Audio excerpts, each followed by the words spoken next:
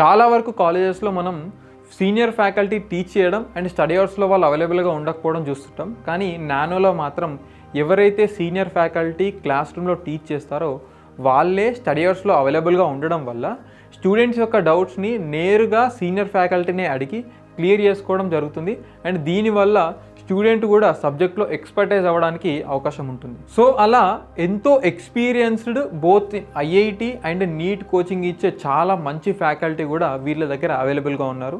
Nano వాళ్ళు ప్రతి 3 to 4 yearsకి ఒకసారి వాళ్ళ యొక్క మెటీరియల్ని అప్గ్రేడ్ చేయడం జరుగుతుంది. Even though crores of investment అవసరమైనప్పటికీ కూడా స్టూడెంట్కి మంచి స్టాండర్డ్ ఎడ్యుకేషన్ అందించడం కోసం ఇది ఫాలో అవుతూనే ఉంటారు.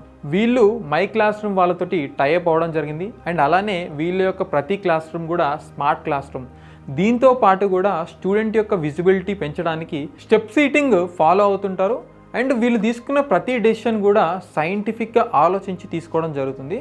దానికి ఒక చిన్న ఎగ్జాంపుల్ క్లాస్ రూమ్స్ యొక్క వాల్స్కి వేసే పెయింటింగ్.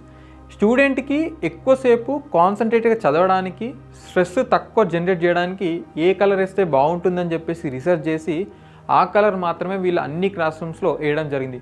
సో ఇంత ఇన్డెప్త్ అండ్ సైంటిఫిక్ అనాలిసిస్ కూడా వీళ్ళు చేయడం జరుగుతుంది.